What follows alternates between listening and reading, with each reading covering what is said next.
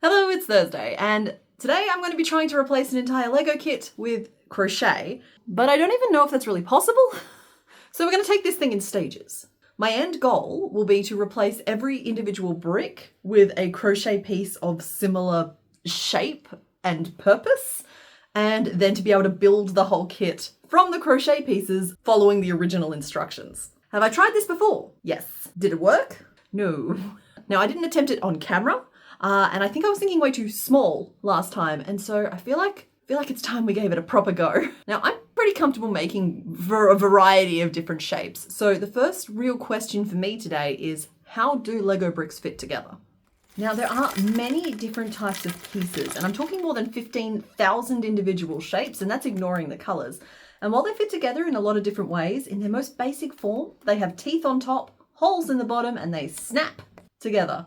So let's start simple. The main brick. All right, so this is the standard brick, and the problem today is that I don't want to just make something that looks like the standard brick. I want to make something that functions like the individual bricks. So I'm going to start off by trying to make it a full-on copy of the Lego brick, but as this video goes on, we might have to adapt and become more and more heavily crochet. And there are some key components that go into how these bricks function. First up, we have the teeth on top, and they interlock with the openings at the bottom. So I need to make sure I have both of those elements in anything that I crochet. Then looking at the bottom of it, it also has these little ridges in it. Now obviously we're not going to crochet all the little ridges and stuff. We're going to hope that the stitches themselves can interlock. But we will make sure that we have our hollow underneath. So how do I even begin to start making that in crochet? I do think that there is some power in making this as one big long collapsible piece that we then just fold in on itself, like a little concertina. And what I mean by that is something like this.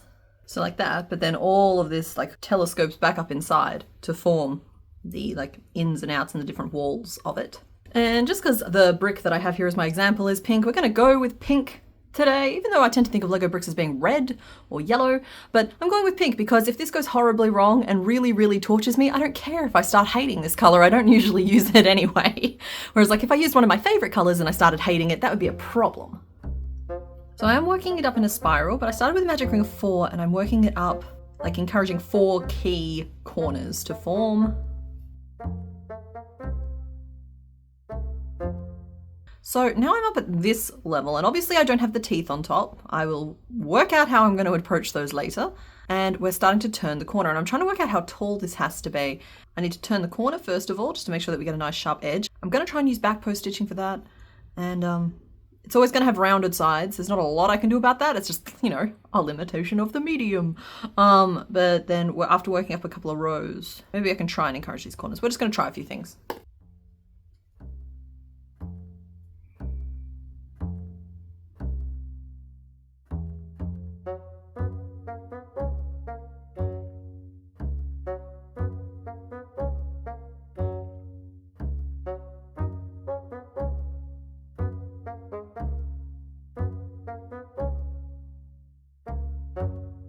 Always gotta love it when you make an unintentional udder. And I have had to make these slightly taller than they look here so that they can actually fit. Potentially could have made them smaller. So I've made 2 of them because I can't tell if they work or not until they're... I like the way you've designed it, where you made it so it folds, so it's a long piece and then it just folds into itself. That's really smart. Yeah. Like that. Oh, thank you. I think the rocks are too big. They're too big. They won't work. So I do think that the yarn itself will potentially provide enough stuffing to hold it, but we'll find out. Best of luck. Thank you.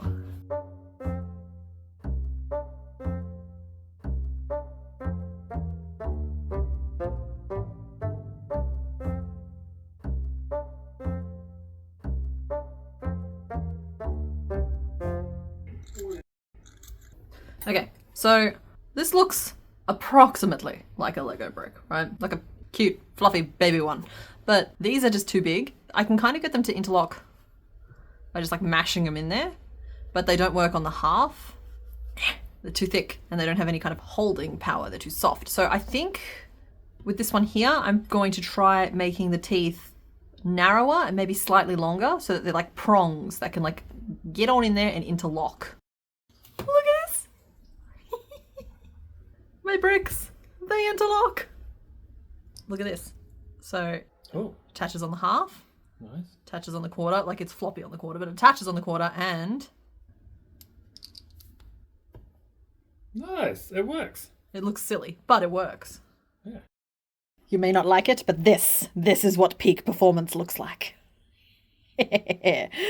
Oh, really glad that it's not the pink one. This is going so much better than I thought it was. I was fully prepared today to be like, okay, so the way Lego bricks fit together, that doesn't work. So we're going to like start introducing more crochet joining methods, and we still might get there. But the fact that I have 2 bricks that can interlock in a relatively familiar type way, I'm a little worried that if I had a 3rd brick, I wouldn't be able to get both of them over the teeth, but that's not current me's problem. I have an interlocking brick that interlocks, and I am very pleased with it. So a couple of things I have noticed is that the teeth basically have to be the same width and length as the like interlocking tubey bit underneath to like actually connect with one another. And that does mean that I'm potentially going to have to customize the like connection mechanism for the specific pieces depending on which bricks they're going to be connecting to. So it potentially means that these bricks aren't going to be able to be used like generally or to interplace into other things, and that they will have to be specifically used for this one thing that I'm trying to make today. But I'm also kind of fine with that. The other thing that I am aware of is the fact that because this is a square, I was able to build it in a spiral, and I don't think that's going to work for a lot of the variety of Lego shapes we have in front of us. So I'm just keeping that in back of mind as well. But in general, I'm feeling pretty hyped about this. This is, or like I said, just already going so much better than I thought it would. So let's have a closer look at the set that I'm going to be trying to replace today. Now, there are 137 pieces in this, but I am choosing to focus on the 33 pieces that go into the little turtle. So let's have a closer look at the bricks that it's made up of. So in amongst those 33 pieces, we have 14 different shapes. And funnily enough, not a single standard brick was used, but I thought it still might be helpful to have one for scale. So let's just take a second and sort out what we're looking at here. Okay, so you can see here that we have 13 different shapes, and some of them are scarier than others. So I think the ones that feel the most accessible to me at the moment are things like this, the little 4x2 flat. They're a little bit obviously flatter than the proper squares are in terms of height. I think that that will work with the mechanism that we've already previously experimented with, like pretty straightforward there. Then we've got things like this, which are strange shapes that have to fit together in very specific ways. And so that makes me a little bit nervous. We have just shapes like this that I'm just not really sure how I'm going to approach. I spoke a big game about being like, oh, I can make shapes. It's just like, I don't think I've ever been confronted by a shape that looks quite like this before. So that makes me a bit nervous, and this falls into that bucket as well. We have like a bunch of the more little basic pieces here. Like that's such a tiny piece, which is a challenge in and of itself. I'm a little worried about how small this piece is with the fact that it does have an angle involved with it. And then of course we have the ever fearsome ball socket joints, and there are 5 of them on this turtle, and I don't know what I was thinking. So those are the various pieces we need to make. Okay, now I've laid it out like this, I think I'm still going to start with the same like teeth pieces, but I'm going to specifically focus on making the shell. Everything else kind of attaches into the shell, so if I can get the shell right, we should be good. Okay, time to colour match some yarn. What do we need? Okay, we need a dark grey for these ones. This colour I think is the closest I have to that. Dark brown, mid brown, not quite as chocolatey, but it's doing its best. I have 2 options. It's lime and it's coconut. No, it's not. It's lime and it's acid. So those are the colour options for it. I think it's pretty neatly between the 2 of them. So, I'm personally going to go with the lime today, I think. Where were you? Oh no, I think you were here. And, oh, we need light grey as well. Good, good, good, good, good. We also need colours for the eyes, which is white, black, and a colour that I fondly know as iceberg. But I don't want to overload my desk, so I might grab the eyeball colours later. These 3 are the colours that we need to make the first layer of the shell. These are the pieces we're focusing on. So we're starting with the most familiar shape of all the bricks, and I was immediately faced with the fact that these could not be built in the round like the test brick was. I was going to have to work up a flat top and then build the sides down around it. It's also supposed to be really thin, but so many pieces have to connect to it that I did end up beefing it up slightly. Or by a lot.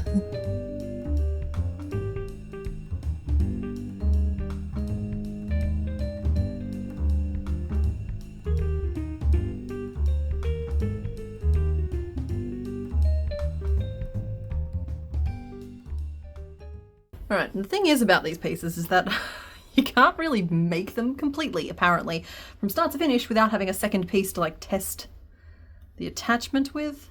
Like, in terms of size, I think this is about right. But I have to make maybe one of the brown pieces. And now I can work on the connectors together, because these two pieces don't go next to one another. They have these little pieces in between, but that's good. I can go from here, and now I can make the little grey pieces to scale with them, and then we can work out what the teeth should be doing. I don't know what these pieces would be called, little two-eyed pivot things, the little ball socket joints, but it's the ball part of it. And I need to make it so that 4 of them can fit between these 2 pieces, and once I have those bases established, we'll be able to like work out how to get them to sandwich together. I don't know, I feel like progress is very slowly being made.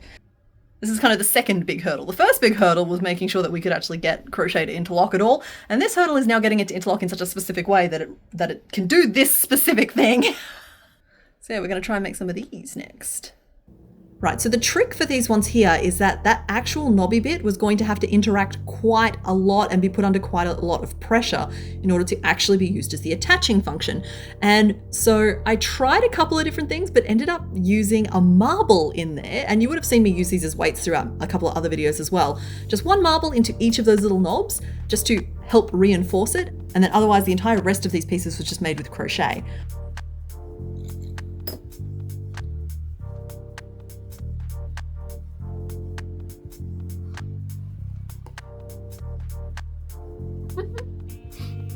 Okay, I'm just checking to see if this will work, and like, why do I find this so cute?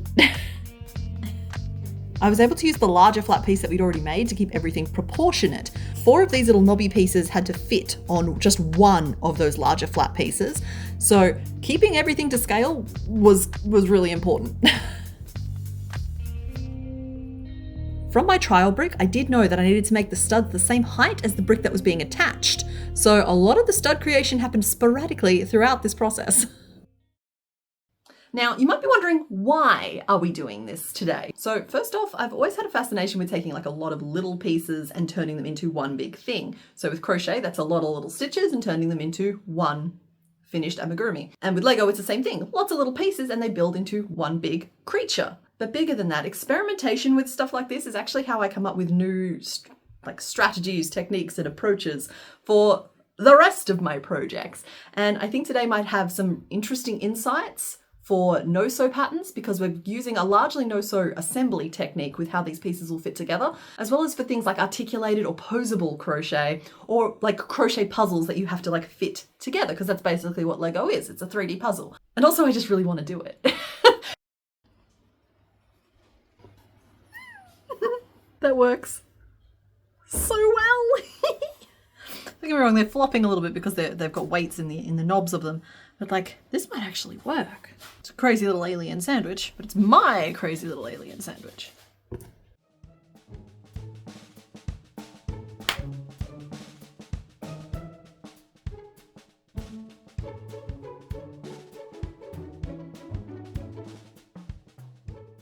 Okay, so I know this piece doesn't actually have to connect to anything, but it's the aesthetic, and I think it'll give it a little bit more internal support for everything that we're attaching on top of it. So we're still going to add the little tubes at the bottom. It's authentic. I think we have a turtle base. Oh my goodness, that's so much faster. Why am I doing this? Okay, so I think my turtle's coming out like a little thicker, a little chunkier, but I can't believe this is working as well as it is, frankly. And it's not really very flimsy either. It's like, don't get me wrong, like it will fall apart, but it's holding itself together pretty nicely. Okay, so that is 7 pieces down and 26 to go. Okay, I am so unreasonably excited by how this is turning out. I can't believe it's working this well. Unfortunately, that brings me to the point where I have to be brave again, because I think at this point I am happy to say that we have resolved the tooth and locking tube mechanism. I think that we've got that working pretty reliably across a couple of different shapes. I know how to apply it, I know how to make it work. But that brings us to the ball and socket joints. So that is definitely what we're going to be trying to tackle next. Now, that is pieces that look like this. And there's also one that looks like this, which is like the head connector. We have to work out how to make this attachment work. I don't think we're going to be able to replicate that exactly. So, better now than later. And I do think that I'm going to have to modify it. Like, I don't think I'm going to be able to get like a pincer like that can like accurately grip the ball, because it has to like grip it to like attach onwards and give it that pivot. But I have a few ideas on how I can modify that to actually work with crochet, but it means that it's not going to be an open hook type pattern, and we'll see how we go. So these pieces I was going to build as enclosed sockets, as I wasn't convinced that I could make it pinch firmly enough to work any other way. And for a while there I was considering using rubber bands around the opening, not dissimilar to how I used marbles in the little ball joint part of this, but I did try post-stitching first, and it did end up providing enough reinforcement to get the job done. And the rest were just careful sizing to make sure that the ball could fit into the socket, but not just slide out really easily.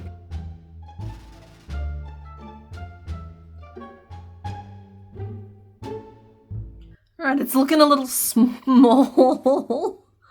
So I suppose we need to give it a test.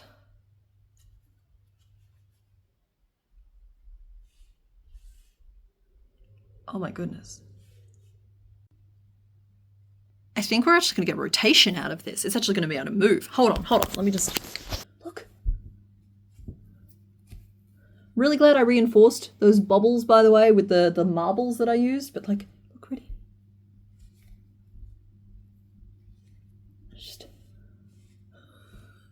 Guys, this is so cool! Don't get me wrong, I think over time, this bit here would weaken a little bit and maybe get floppy. But like, this is working unreasonably well. I was so afraid of this bit too. I thought this was going to be the bit where I had to like, make some big compromises. But I know it's not finished yet. It's currently just a hole. But like, you don't understand. You need to see the bit. You need to trust the process. It's just...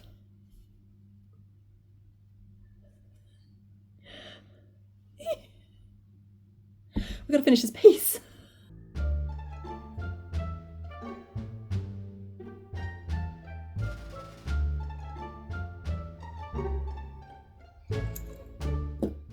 Spit that out. Okay.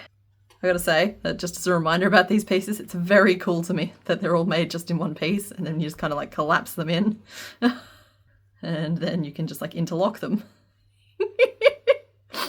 I gotta tell you guys, we might have to widen the door frames in this house because my head's gonna be huge. Alrighty, what was I doing? Okay, and then like that will attach there. Okay, so I need 4 like that.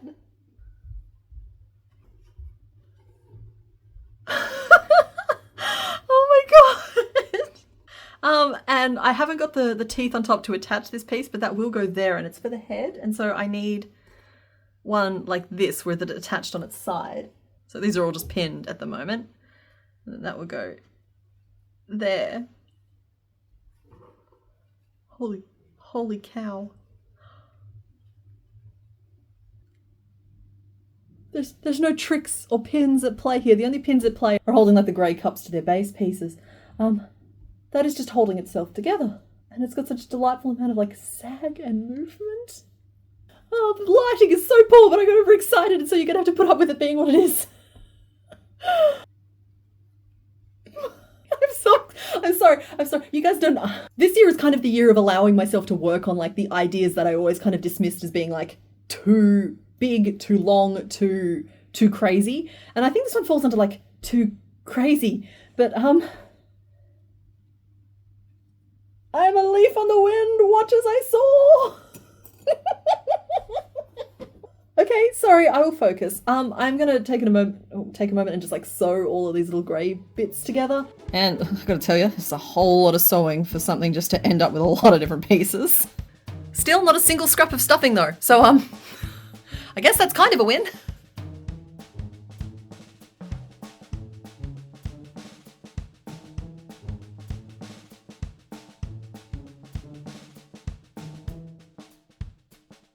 Okay, so plus or minus their actual like teeth, that is 5 more pieces done.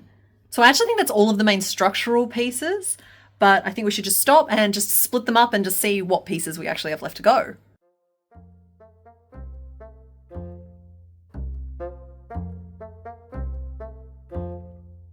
So there's 22 pieces left of the 33 that we started with, but we've actually knocked out all of the main base structural pieces, and everything that's left is kind of, it's shaping and it's decorative. So we're going to start chipping away at some of those decorative pieces now, and I think we're going to keep focusing on the legs specifically. Because I've got to tell you guys, this staircase scares me. So these little green quarters are obviously tiny, tiny little pieces, but they need to sit really flat as well. And so I was forced to compromise on the structural integrity here and only make them single walled.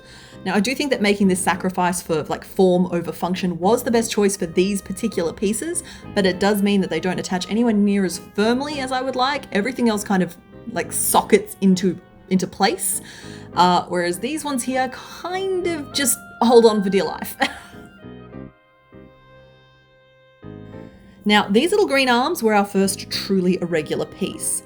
Crochet is a curvy medium, but anytime any of the pieces curved, I found myself in trouble in trying to come up with how to shape them and still have all of like the holes and rigidity that I needed. For this piece, I did end up constructing them somehow all in one piece, but I did have to finish off and reattach multiple times in order to achieve it. And also I did end up using just a little bit of stuffing. Not using stuffing was not part of the challenge, but somewhere along the way I began to feel ashamed of this little bit of stuffing. Other than that, the main issue here was that we could only have one point of attachment with the rest of the pieces. And I don't know how I would do it differently right now, but this is absolutely one of the pieces I would redesign if I was attempting something like this again. Okay, so it's not the most attractive of the pieces, but I think it will possibly be fit for what we need it to be. So yeah, with one of them done, we need 4, as you can see there. So we have 1, 2, 3, and 4. So that is all of the leg pieces done. And at the same time, I created all of the knobs that we need to attach them to these pieces. I'm going to hold off on sewing that together for now though. Okay, so with those pieces all done, we're down to just 12 pieces left, and there's kind of 2 main projects left. We have the top of the shell, and we have the head. I don't know. I thought I was going to be like, so I think we're going to go with what next? I think we're going to go with the head. I think we're going to finish building the head, and then we'll do the shell last. So this piece, this nightmare vision, this hell-toothed beast is going to be what I try and make next. And it's got some complications of its own.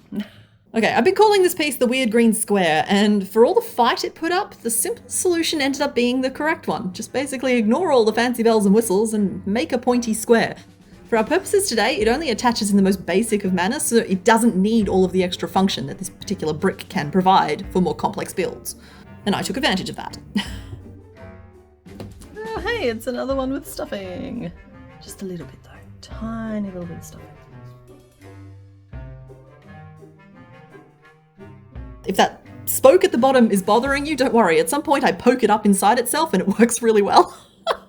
Okay, so with that piece kind of established enough, it's still missing 2 of its teeth, but I think they're going to need to be longer to lock in these pieces a little bit more firmly. So I kind of want to like stagger that. You notice that that's a theme. I'm kind of making the base pieces and then like working on the connectors afterwards. Seems to be working for us so far, so no complaints there. But I actually think we've arrived at the first piece that I'm going to skip entirely, and I do have a reason for this. So that piece are these tiny little connectors, right?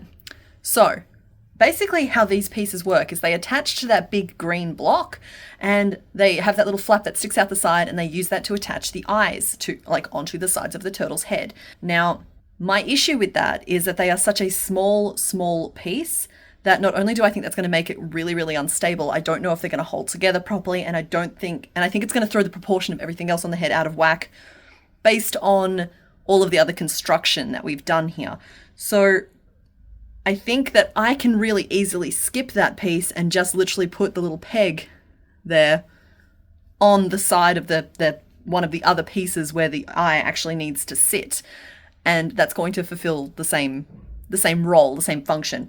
So while I have been trying really hard to stay true to everything else that's been going on, I think that we are going to skip these little pieces and call it a perk of our medium. Let me know in the comments if you feel that that means that I am cheating. But I don't care. I'm going to do it this way. So with that one there, we can then take these two and move them into a separate category. But yeah, we're making pretty good progress. We have just 5 different brick designs to go and 11 pieces. All right, so when tackling these curved pieces, I think that every piece I make now is the new trickiest piece, but these are going to be the trickiest piece. Okay, so I think these are my favourite pieces after the ball and socket joints. I just sort of embraced the fact that they needed to curve, and the easiest way to force a curve with a flat edge is to make a separate rectangle and just sew it on afterwards. I was already sewing on the little security tab, which had to connect to a brick that was a different height, so adding a little more assembly didn't really slow down the process. It's also a really tall piece. It's basically double height compared to a lot of the other pieces. And that means that the weird green square that they connected to got some of the biggest teeth out of any of the pieces. Basically, those studs needed to reach all the way up inside the green arches to have any chance of keeping them stable once we tried to attach them.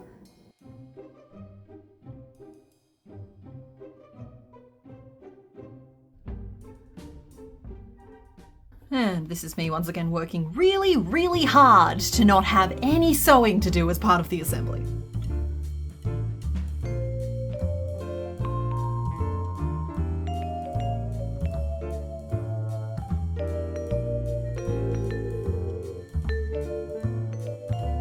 While I was in the middle of assembling all of these individual pieces, I also found time to make and layer up the eyes. And I did want the circles of those eyes to be nice and crisp, so I did make them from multiple different pieces.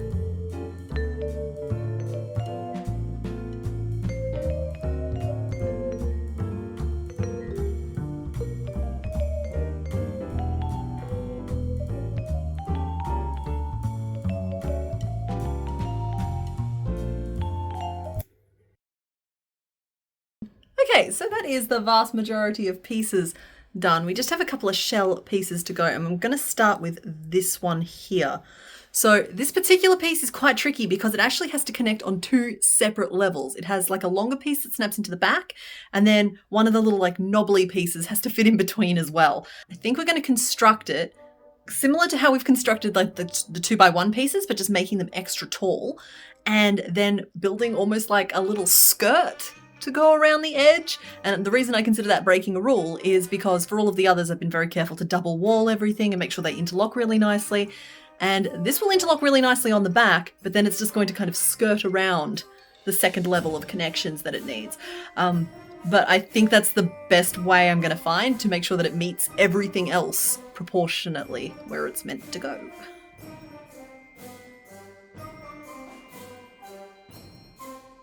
Okay, so that is that part of the shell done. And the final pieces, technically there's 2 pieces to go, but the next piece we will tackle is this little half step. Unimportant face, focus on the brick, thank you. And it has to be the same height as the part of the shell that we just made, but then with a little slopey do-bit. So it's going to take a little experimentation there as well, but I think we're going to like conquer it kind of in the same way. I've gotten into a bit of a rhythm with these pieces now, which is a good thing because we're right at the end.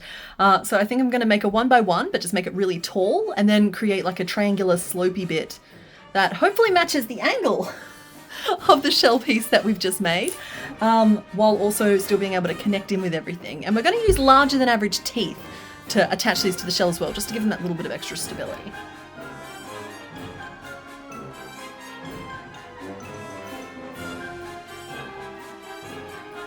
So there are the main 4 shell pieces, and now I just need to make the teeth to help them connect with this little bar of chocolate here, and those teeth all need to be different heights to make up for the pieces that are being attached to them.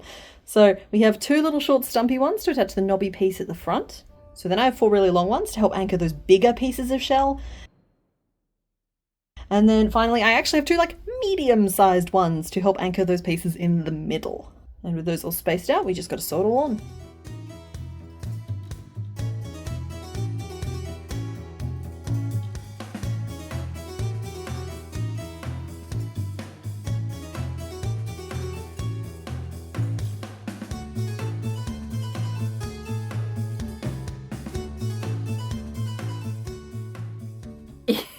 It's like a really funny looking caterpillar, but it'll get the job done. So this is the last piece that I haven't made. I'm not convinced it's strictly necessary. So I think we're going to assemble it, which I've been resisting the urge to do this whole time, by the way. I've only been assembling exactly as much as needed because I wanted to share this moment with you. And then we'll see if this piece is needed to help the back stay together or if it's okay. And I'll build it side by side with the Lego as well, just so you guys can get a better feel for what's going on. I'm really excited about this. This has been a week and a half of work. This has been so much work to make these little pieces. I think by far my favourite pieces have to be these ones here. But anywho, let's not put it off any longer. All right, Mr. Bones is joining us for this as well because he is also interested to see if this is even possible. So let's just see how this turns out. We'll skip past the coral reef instructions. Here we go. The turtle. So, and I might do the Lego steps first. So that's what we're aiming for. The knobs all ready. So it's not unexpected that the Lego holds itself together better than the yarn. Just wrangle it a little bit. They could be twins! Rummage, rummage. Okay, it looks like a fabulous caterpillar right now. Wow. So that just goes on the back like that, which is one of these pieces. Let's go with this one. I have a better feeling about this one. Gonna have to try and get these two long spokes all the way down into this. Okay. For some reason I'm still just disappointed that it's not making any clicky sounds. Right, so these two pieces go in here like this.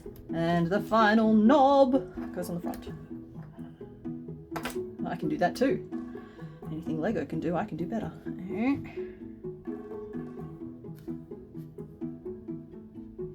Okay, and then the final knob, which, yeah, okay, cool. That just goes on these two little ones. If they want to cooperate. See, this is the bit I was worried about because it has to snap onto both. Like that. Like mine doesn't have the luxury of that. Because we kind of took a little shortcut, and that's fine. No one's going to be able to tell unless I tell them that. So get it all wedged on in there. Rotate like a potate. There we go. We just got a little hung up on the inside, but we're doing okay. So far, so good. But in general, I think we're okay. Just hold it up for the camera so you can get a better look at what we're looking at here. He's ready for war. Pop you down there. I am going to just stick one little pin in the top. I'm not cheating, I'm leaving it visible. We're putting this to one side and we're making leggies. You want me to make a leg while you make one? You can make a leg if you like. It needs to look like that. Thank you very much. Okay. You really want to play, don't you? Okay, and then we need one of these and one of these. And it goes on like that. And then one of these making sure it's pointing the right way. And you're going to have to scrumble it on. Okay, so we have two little leggies, and it looks like I'm supposed to put them on straight away. But, no. Mr. Bones, you are not a patient skeleton. Oh, I'm attaching these to the wrong side. There we go. Now he's all right. Yeah, and this is what's left. Yeah. Yeah. Two leggies. Okay, and now we do the same thing on the other side. Thank you. So that's the other two leggies. They go on there like that. So now we will do these leggies. Oh no, this one's not a leggy, this is an army. Oh, is it? Okay, I guess I'm just doing the leggies then. Okay, and we have leggy. Oh, sorry, that's the army. So I'll make sure it goes at the front. In there. It's not in there yet. There we go. Okay, so this is where we currently. I'm going to try and pick it up. I'm going to try and pick it up. Turtle. So far. With all these armies, you could say he's a war turtle. He looks like like I said, spider tank. Oh, those pieces are the flimsiest attachments, I think, of all of them. I was worried about that. We'll just gently pop you back down. Don't actually have to be as gentle as I thought we would have to. Okay, this is where this piece goes on, which is the piece that we have skipped in the interest of skipping things. All right, next up, we're making the head. So step one is grab this. Done. It's another one of those pieces that ends up looking very different, but it's in the interest of functionality. There are your eyeballs, my little friend. And for mine, it goes over the small knobs at the back. So it's these pieces here. One and two, which is these pieces, which I actually think I nailed. I think they look great. And they have to attach to both sets of teeth that I've started calling knobs, but I promised myself I wouldn't call them knobs throughout. And here we are calling them knobs. There we go. Just make sure all of the bits are where I expect the bits to be. Okay, next. This one here gets its little decorations on the back of the head. We're so close to being done here. Just scrungle them into place. Because they were a piece that only got single walled, so the locking mechanism isn't quite as firm as what I did with some of the others. Okay. So that's what theirs looks like. And he's tired. He is tired. Oh, then I'll just snap the eyes on. One cute little Lego turtle. And do the same for mine. And another cute little Lego turtle. I love the face. The mouth is good. Bark. Bark, bark. No, that's not. He's a bit saggy baggy. But that's okay. He's allowed to be tired. He's allowed to be tired. Been a big day for him. It's been a huge week. You so totally rock, Squirt. There we go. Okay, that's it. That's cool. I'm glad I did it. He's a good shape. Maybe now I can Lego. Yeah.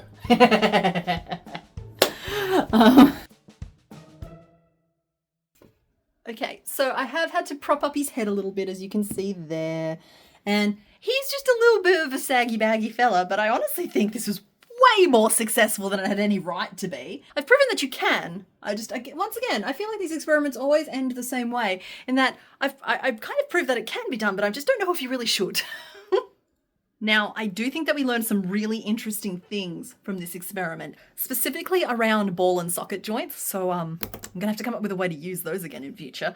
And just like different ways to hold things together. I mentioned at the start that was one of the main reasons I wanted to try this. The other main reason was just because I wanted to. Maybe interchangeable limbs, that becomes an option at this point, because they are by far the most successful join method here. Don't get me wrong, the longer pegs inside the deeper holes